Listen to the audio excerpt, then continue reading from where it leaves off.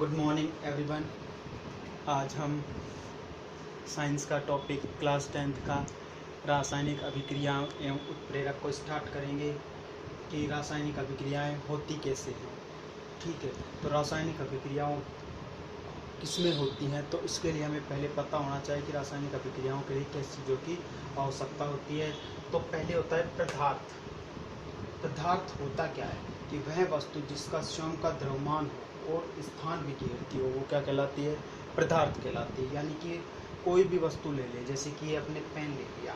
अब ये पेन है, इसका कुछ ना कुछ वेट होगा, यानी कि इसका अपना कोई द्रव्यमान होगा और हम इसे किसी भी जगह पर रखेंगे तो इसका स्वयं का क्या होगा? कोई स्थान होगा। यानी कि हमने इसको रखा कहीं पर भी, यहाँ पे रख दिया, तो इसलिए यहाँ से लेकर यहाँ तक क्या घेर रही है?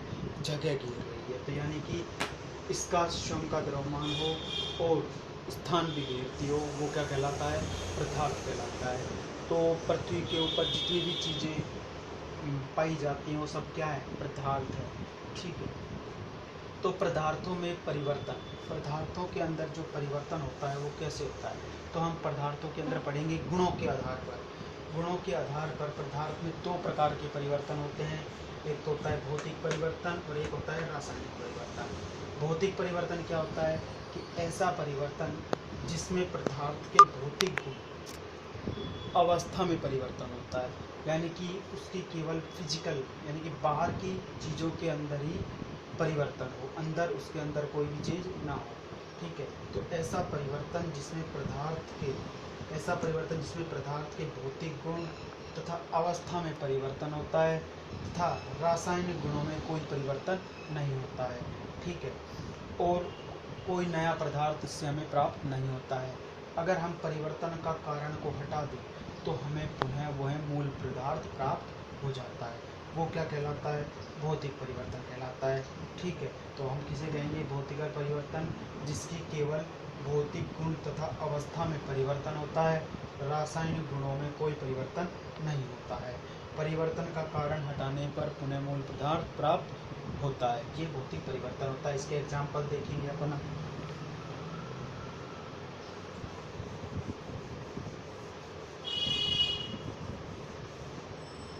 एग्जाम्पल देखें तो जैसे कि हम जल लेते हैं, क्या लेते हैं? जल, H2। ठीक है, जल होता है, ये द्रव अवस्था में होता है। कैसा है? द्रव अवस्था में। ठीक है, अब हम जब जल को हमने गर्म किया, गर्म करने पर जैसे हमें क्या मिलता है? वाष्प मिलती है। क्या मिलती है? वाष्प मिलती है।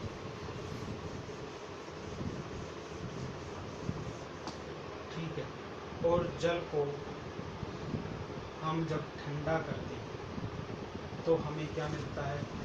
बर्फ मिलती है। ठीक है, वाष्प होती है, ये भी जल ही होता है, और बर्फ होती है, ये भी जल ही होता है। इनकी अवस्था चेंज हुई है। जैसे कि ये जल द्रव अवस्था में था, इस अवस्था में था, द्रव अवस्था में था, यहाँ पर ये गैस अवस्था में आ गया। कौन सी अवस्था में आ गया? गैस में। यहाँ पर ये द्रव अवस्था में था और यहाँ पर ये ठोस अवस्था में आ गया। तो यानी कि द्रव से ठोस में आया है, यानी कि इसने सिर्फ अपना अवस्था में चेंज किया है, इसके अंदर और कोई चेंज नहीं हुआ है। ये पहले द्रव्य में था, ये गैस में आ गया, यानी कि गैस बन गई। तो यानी कि इसकी सिर्फ अवस्था परिवर्तन हुई है और उसके अंदर कोई चेंज नहीं हुआ है। तो जो जल होता है वो तो इस चीज़ से हमें एक चीज़ पता चलती है कि जो भौतिक अवस्था होती है, यानी कि जो भौतिक परिवर्तन होता है, वो उत्क्रमणीयता प्रदर्शित करता है। उत्क्रमणीयता यानी कि दर्शाता है। ठीक है, जो भौतिक परिवर्तन होता है, भौतिक परिवर्तन उत्क्रमणीयता दर्शाता है। उत्क्रमणीयता का मतलब क्या होता है कि वह अभिक्रिया जो दोनों दिशाओं में चलती है। ठीक है, उत्क्रमणीयता का मतलब क्या होता है?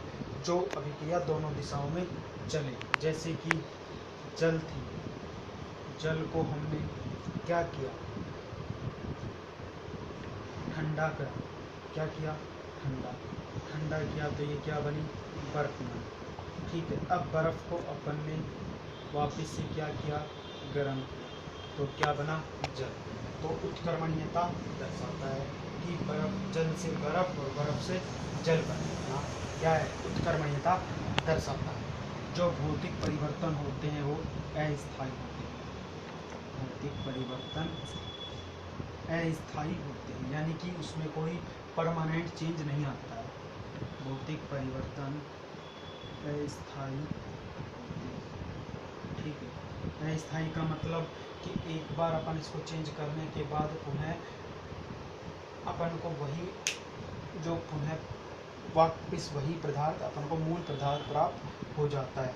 अर्थात भौतिक अवस्थान, भौतिक परिवर्तन अस्थायी होते हैं। ठीक है, पदार्थ परिवर्तन का कारण हटाने पर अपन को मूल पदार्थ प्राप्त हो जाता है। परिवर्तन का कारण हटाने पर भौतिक परिवर्तन कैसे होते हैं, अस्थायी होते हैं। अर्थात परिवर्तन का कारण हटाने पर उन्हें मूल पदार्थ प्राप्त हो जाता है। मूल पदार्थ प्राप्त हो जाता, ठीक है, तो पुनः मूल पदार्थ प्राप्त हो जाता है। अब इसके अपन एग्जाम्पल देखें, तो इसके एग्जाम्पल कौन कौन से हैं।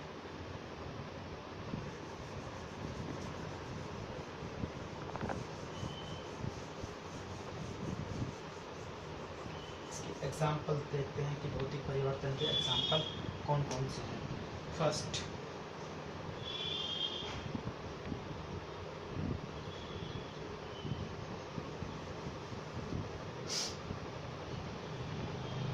भौतिक परिवर्तन के लोहे का चुंबक बनना।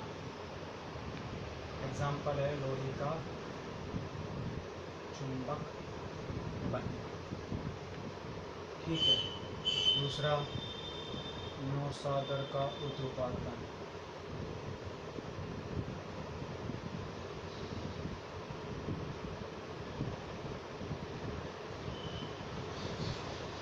तीसरा क्या है, शक्कर का जल में विलय होना। शक्कर का जल में विलय होना। ठीक है, चौथा सोने का पिघलना।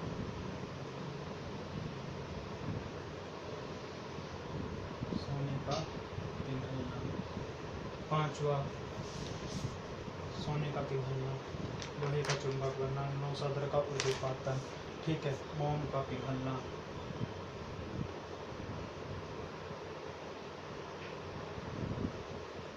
मोम का पिघलना।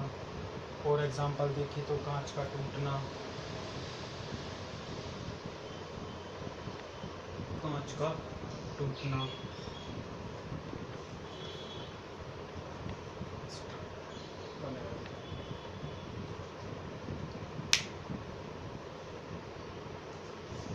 अब दूसरा हम पढ़ेंगे प्रतिबंध।